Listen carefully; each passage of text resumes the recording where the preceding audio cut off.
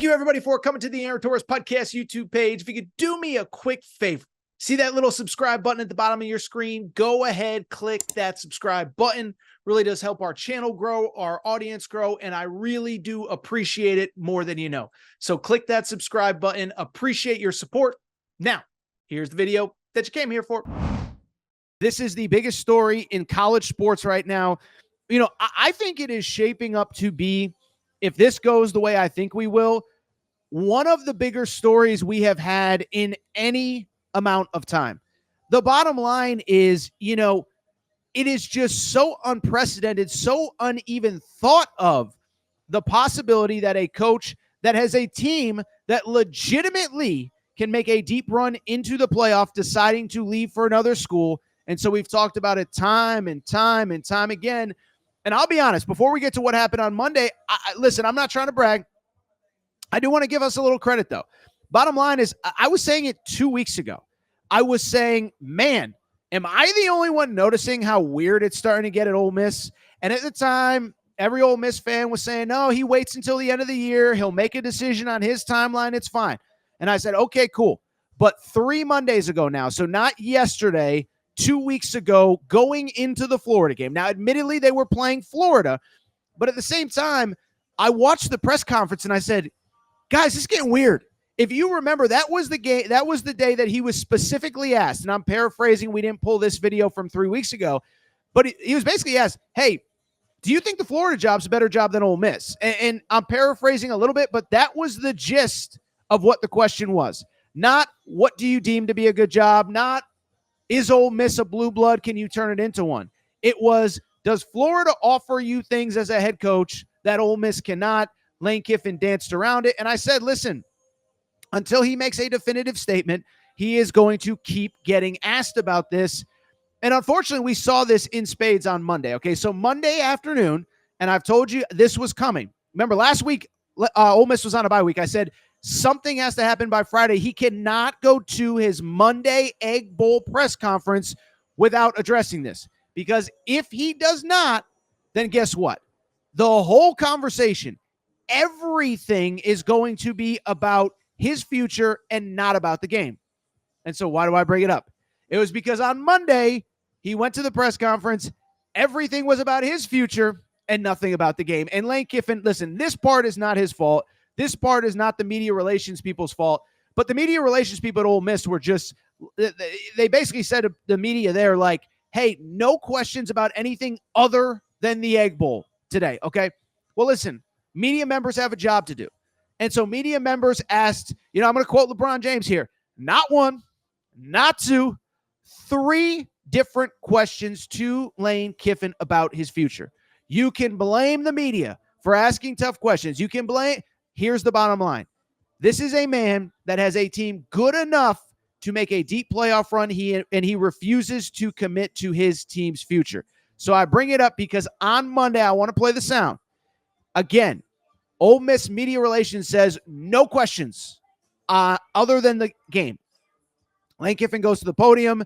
Here is some video. I don't know if he pulled it himself, but Matt Moscana, who covers LSU, posted the 3 questions back to back. Lane Kiffin says no questions about anything other than the Egg Bowl. Here was the media's response in Oxford.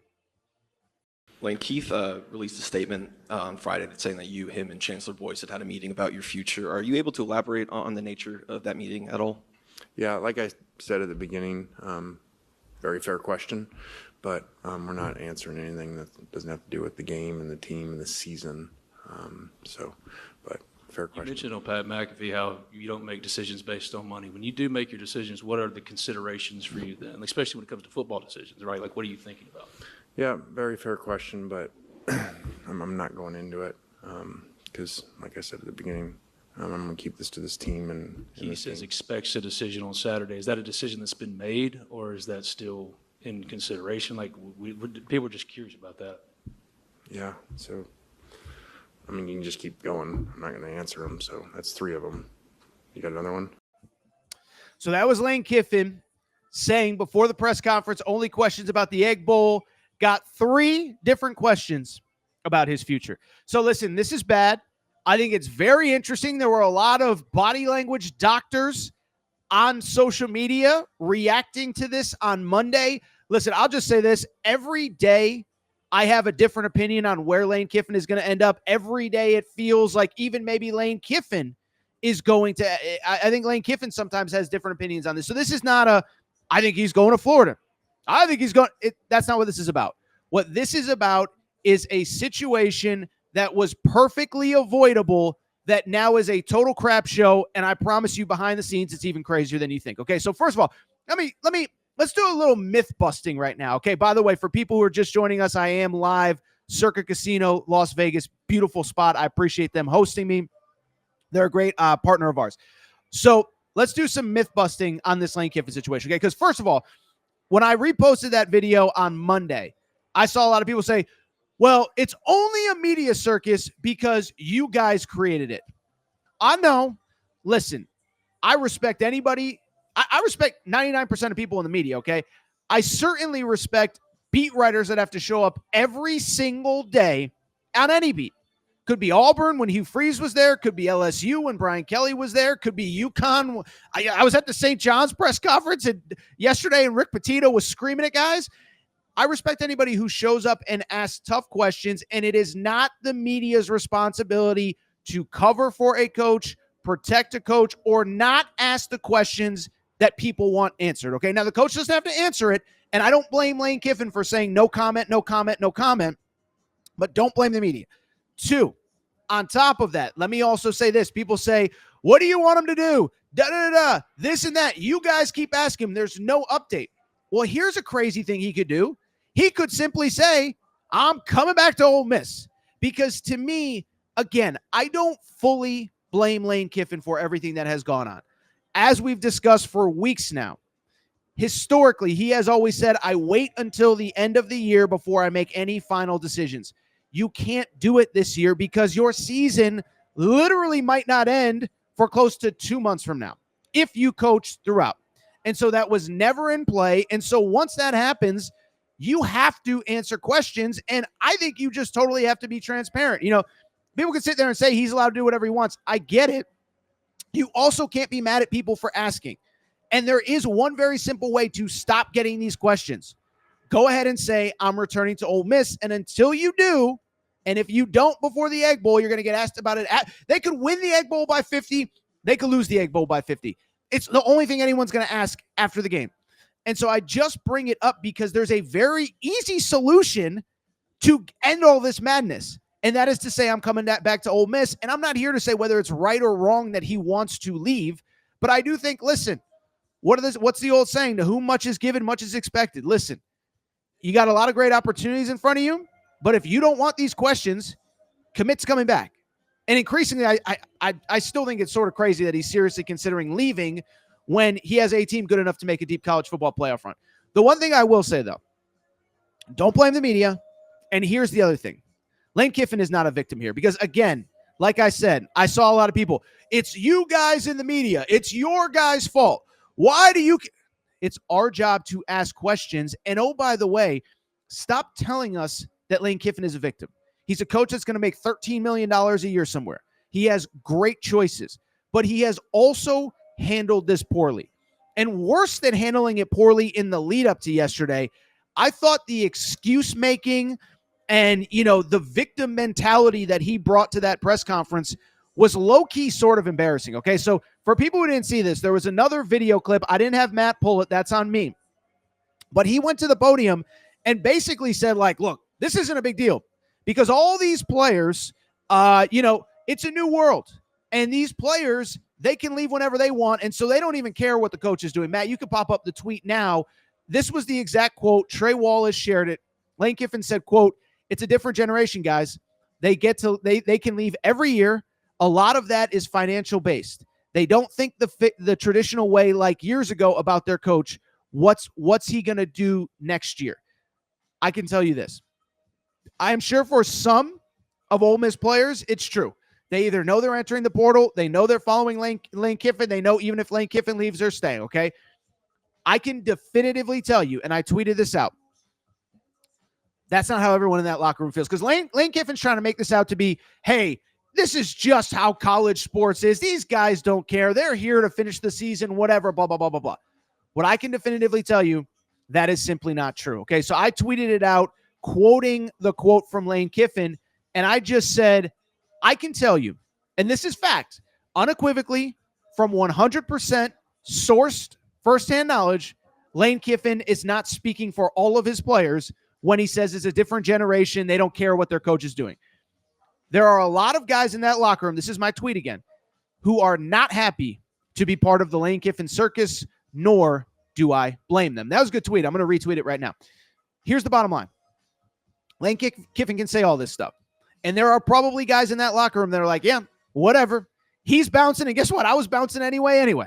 I wasn't staying at Ole Miss beyond next year, whether it was Lane Kiffin or Chris Kiffin being there. There are a lot of guys, though, that are very upset about this. And it's funny because, the more I talk about this, you get people in the comments, this guy doesn't know what he's talking about. He's an idiot. Listen, I never say anything I don't believe, but what I can definitively tell you, what I am 100% certain on is this. I have talked to people around the Ole Miss community. A lot of them have reached out to me over the past probably 10 days or so. What I can tell you is there are a lot of people mad.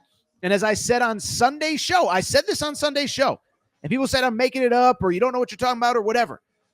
I know for certain there are players that are really mad about that situation. And as I said on Sunday's show, if Lane Kiffin is coming back, and I think increasingly if you listen to that audio, he's not. But I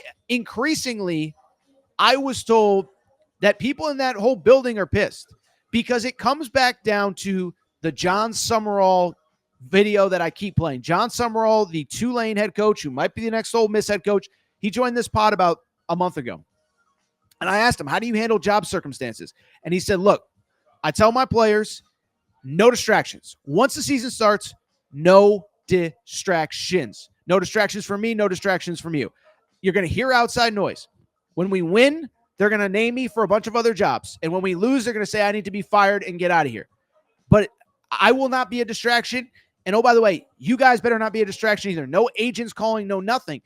And that is the frustration in that building with a lot of Ole Miss. But I can't speak for every player.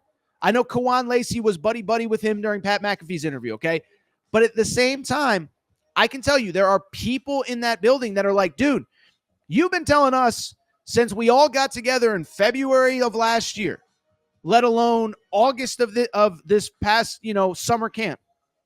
No distractions. Start where you finish. And now with 2 weeks left in the season, you are the distraction. And so I don't want to hear it. I feel zero sympathy for Lane Kiffin.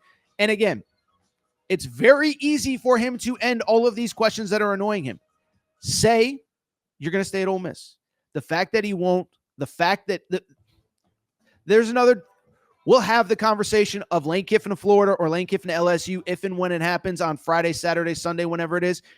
But at the same time, what I will tell you is, I do think that this kind of, if he decides to come back, or I'll take it a step further, if he knows imagine if he knew he was coming back, it would be crazy to me for him to know that he's coming back and refuse to answer questions at the podium the way that he has. So we'll see what happens. I feel bad for Ole Miss fans. I want to put a silver lining on this for Ole Miss fans because they've brought it up, and I believe they're 100% correct. Is to Lane Kiffin's credit, but to the credit of the administration, of the boosters, of the collective, Walker Jones, the collective guy, this is now a much more desirable job than it was 3-4 years ago. So if Lane Kiffin moves on, Ole Miss is going to be fine. But this is, like I said, it's a fiasco. It's a zoo. Don't tell me the players do not care because they do. Maybe not all 85, but enough of them do. This is a fiasco. It's a disaster, and it's 100% self-inflicted by one man, Lane Kiffin.